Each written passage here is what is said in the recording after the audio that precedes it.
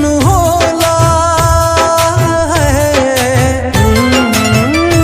हाथ तुहरे नु होला सब बसारे उजाड़े में सांझ से भोर हो जाला ए राम जी सोचते उनका बारे में सांझ से भोर हो जाला ये राम जी सोचते उनका बारे